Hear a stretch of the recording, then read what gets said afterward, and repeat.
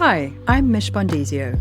Welcome to Creating Cadence, a podcast about what it really takes to work well and live well at a cadence that's more sustainable for us, despite this fast-paced world we live in. I help high-performing founders, creatively minded entrepreneurs, and purpose-driven business owners who want to make an impact without sacrificing their health to burnout. I'm also the author of The Cadence Effect, and I write more about ways to create cadence and build conscious businesses over on Substack. Creating Cadence, the podcast, is about reimagining work and challenging outdated approaches, exploring ideas around pace, performance, productivity, creativity, regenerative business, digital well-being, and the future of work. Think of it as your regular dose of insight and inspiration to help you build a meaningful work-life rhythm that's more intentional, more effective, and more sustainable.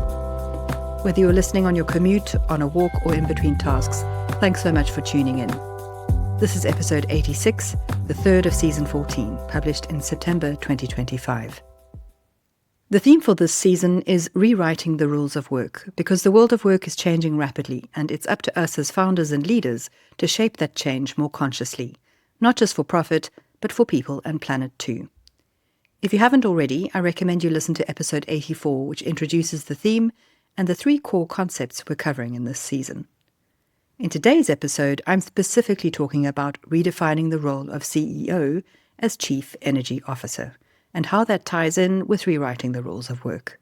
But first, some updates. So in light of our topic for today's episode, let me ask you this. Do you ever feel mentally exhausted by the amount of things on your plate? Does the pressure to perform and the demands of your job affect your motivation, leading to procrastination and avoidance? Even if you don't consider yourself to be a leader, the truth of the matter is that we all fulfill leadership roles in various parts of our lives, whether that's as parents, bosses, coaches, friends, or colleagues. And being a leader of any kind requires sharp decision-making and focused attention. But with the overload of our busy lives, it's easy to succumb to mental fatigue, excess stress, and periods of diminished focus and low energy.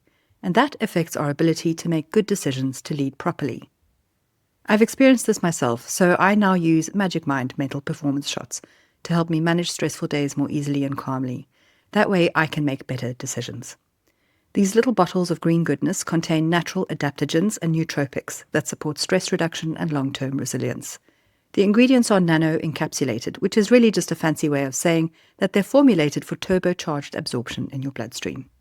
If you're curious, why not try their 7-day challenge? You can use my magic code, MICH20, that's MICH20, for 20% off Magic Mind productivity shots and 48% off their subscriptions. Head to magicmind.com/MICH20 to find out more. And here's some news updates from me. Firstly, I have a confession to make. I am really enjoying writing articles over on Substack, more so than I thought I would, because I was quite a skeptic about the platform at first. And it took me well over a year to start publishing regularly after I first set up my account. And now I'm a few months into finding the right path on Substack, and I've just published the final essay of my introductory series on there. The latest article is about my Cadence Manifesto, and the essay dives deep on the journey that I'm taking and why I'm taking it. And it's also an invitation for others to find their rhythm by joining me there. So if you're curious to learn more about building conscious businesses with regenerative foundations that serve both people and productivity needs, check it out at creatingcadence.substack.com, and you can sign up at no cost. Also, a quick reminder that I'm running 3 individual Cadence masterclasses during October. These are practical online webinars designed for high-achieving strivers. Each session offers focused, actionable strategies to help you reclaim your energy, protect your focus, and scale your business more sustainably, without sacrificing your well-being or burning out. You'll gain fresh insights, regenerative tools, and a clearer path to creating more space for meaningful, sustainable business success. These sessions are happening on Mondays, on the 6th, 13th, and 20th of October.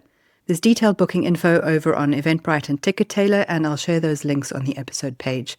And if you book onto all 3 in one go, you can get 25% discount off the total cost. All right, let's now dive into the topic for today's episode, which is about the CEO as Chief Energy Officer. So let's start with a provocative question. What if the real role of a CEO in today's world isn't just about chief executive decision-making, but also about stewarding energy, creativity, and resilience within our businesses? What if our role as leaders is meant to be chief energy officers? The concept of a Chief Energy Officer represents a paradigm shift in leadership, from managing people as resources to stewarding energy as the organization's most critical asset. It means leading in ways that nourish rather than deplete, cultivating team performance through emotional intelligence, sustainable pacing, and strong cultural foundations. And here's why this matters. We're living through a fundamental shift in how, where, and why we work, from the rise of AI and automation to globalized burnout, polycrises like climate change and geopolitical instability, to movements for gender, racial, and economic equity. The workscape is becoming more complex, fast-paced, and emotionally demanding. And yet, most of our business practices are still rooted in industrial age thinking, where productivity is linear, leadership is hierarchical, and people are treated more like outputs than humans. That model no longer fits the reality that we're living in. We're facing burnout epidemics, high turnover, and disengagement due to stress. Traditional top-down leadership has proven inadequate in the face of ongoing crises: economic, ecological, social, and personal.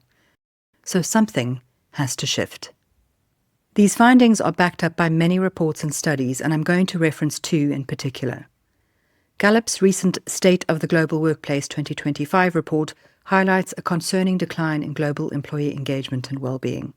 The report also offers clear recommendations for leaders to address these challenges, particularly focusing on manager development to boost productivity and overall employee health. This is echoed in Deloitte's 2025 survey of Gen Z and millennials, who incidentally are projected to make up 74% of the global workforce by 2030. The Deloitte survey found that their primary job-related stress drivers include long working hours, lack of recognition, unfair decision-making, and toxic workplace cultures.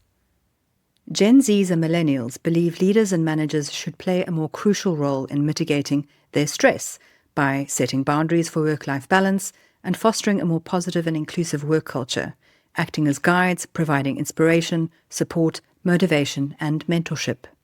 Don't forget that these leaders and managers are, at the end of the day, just people like you and me, and that's a lot to expect from them on top of the other parts of their day job. But those survey participants who had leaders that supported mental health agendas in their organizations also reported better well-being and a stronger sense of happiness in their roles. I'll share links to those reports on the episode page so you can dive deeper.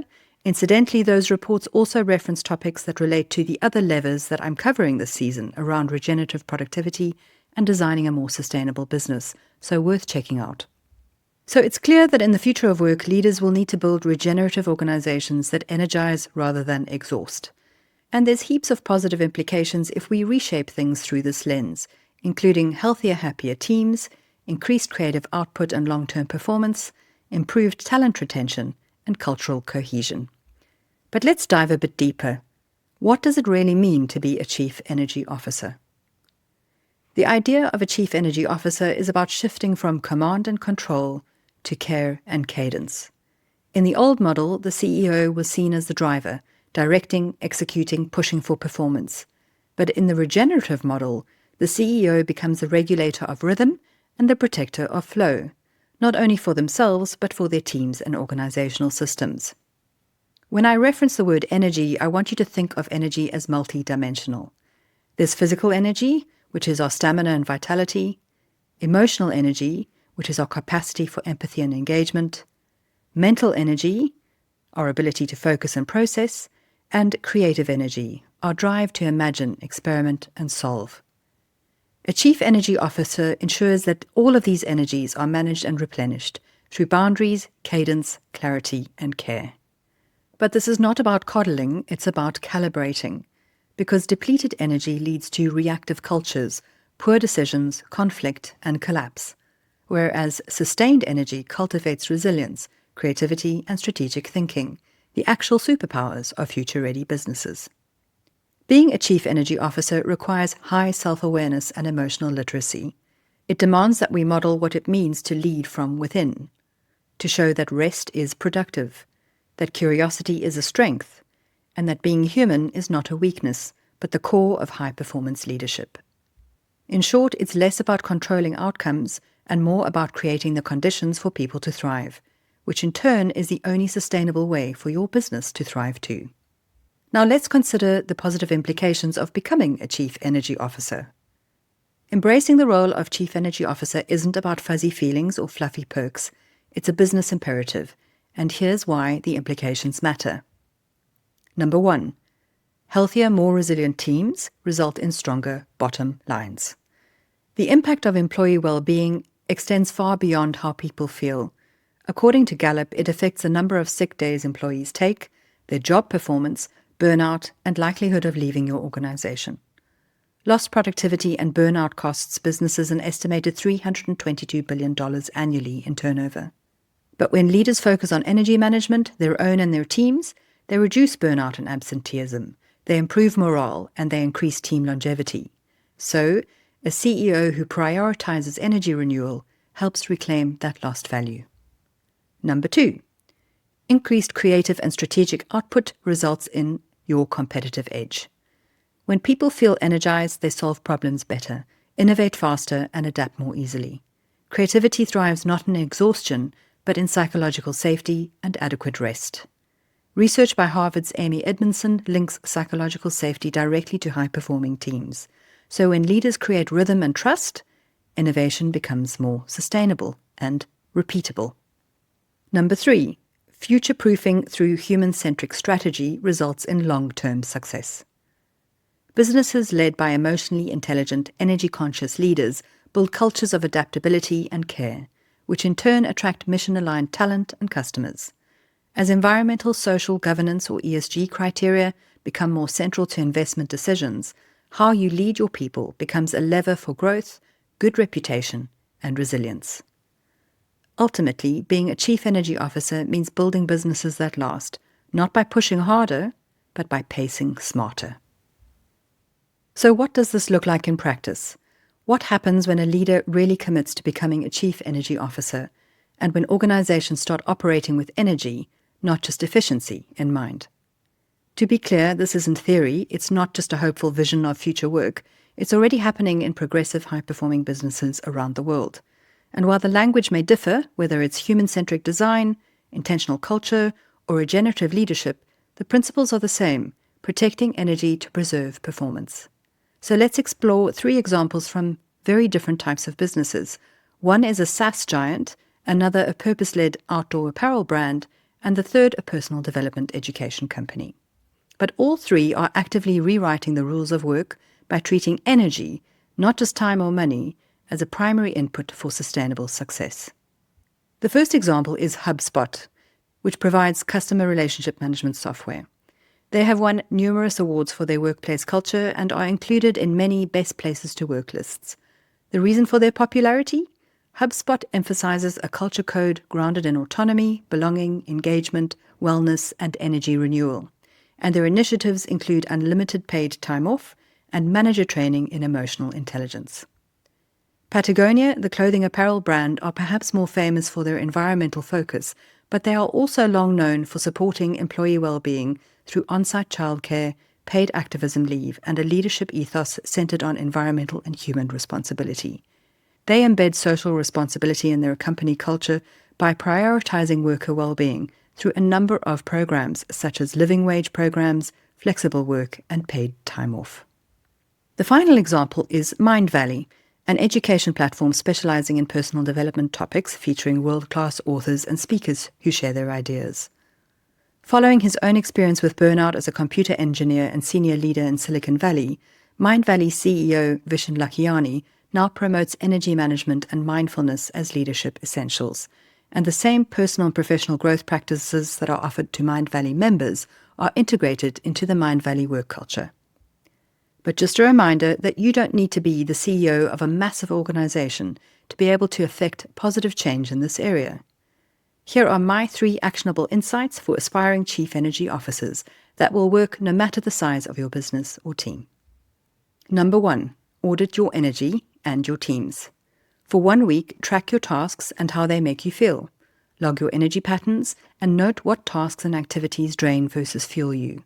Is it meetings, conversations, types of work, even meals or tech usage? And if you are a female leader or founder, your hormonal or menstrual cycles will play a big role here too. On average, when are you most vibrant and most depleted? Extend this invitation to your team too. Patterns will emerge, such as energy slumps after back-to-back Zooms, spikes after collaborative sessions, or maybe dips after a night of poor sleep. This data becomes the basis for smarter scheduling, better delegation, and designing work around energy, not against it. My second strategy is to model rest and recovery as a leadership practice. Remember, you set the tone. As a leader, your team watches how you behave. So normalize breaks, flexible hours, and no meeting zones. If you send emails at midnight or work through illness, you signal that rest is a weakness. Instead, be the person who protects their calendar, honors their capacity, and encourages others to do the same. Consider implementing meeting-free zones, end-of-day checkouts, and seasonal rest weeks. Leaders like Arianna Huffington of Thrive Global have built businesses around this idea that well-being drives performance, not the other way around, and there's plenty of research out there to back this up too. My third actionable insight is to create psychological safety through emotional intelligence. Psychological safety isn't just a team perk, it's a performance strategy. When people feel safe, they speak up, share ideas, collaborate more effectively, and more readily acknowledge their mistakes. And we often learn more from the lessons than getting things right the first time. As a chief energy officer, build this through small, consistent signals, like listening without interrupting, asking, "How are you really?" and owning your own mistakes publicly. Don't be that guy on the Coldplay Kiss Cam. Invest in EI training or coaching for yourself, your leadership team, and your employees to foster open, supportive communication. When people can trust that they won't be punished for showing up as themselves, their energy can go towards creation, not self-protection. So, as we wrap up today's episode, let's come back to the core idea. Being a CEO in the future of work isn't just about driving profit or strategy. It's also about stewarding energy, creating cadence, and cultivating cultures that can sustain themselves. This shift doesn't require a company-wide overhaul overnight. It starts with small, intentional changes. Tracking your own energy, setting boundaries that you can model, and nurturing safety and trust in how your people work with you and with each other. The Chief Energy Officer leads by example, not with perfection, but with presence. And when you begin leading from this place, you'll not only experience more alignment and purpose in your own work, you'll begin to see ripple effects in your team's creativity, resilience, well-being, and loyalty. And this is where everyone on the team then becomes their very own Chief Energy Officer, because self-leadership is also an important skill in our future of work. Thanks so much for listening. I'll be back soon with the next episode in this season, but before you go, a few quick notes. If you enjoyed today's episode, please rate and review the show and share it with a friend. It really helps more people to find us. To avoid mental fatigue and build a sharper mind for better decisions, use my magic code MICH20 for 20% off Magic Mind productivity shots and 48% off subscriptions. Head to magicmind.com/Mich20, that's MICH20, to find out more. For deeper dives into building a more conscious business, subscribe to my Substack at creatingcadence.substack.com. You'll find out more about my work at creatingcadence.co, and you can grab a copy of my book at thecadenceeffect.com. And if sponsoring the podcast sounds like a fit for your brand, I'd love to chat. Drop me a line at hello@creatingcadence.co. So until next time, keep moving forwards with courage, curiosity, and cadence. Bye for now.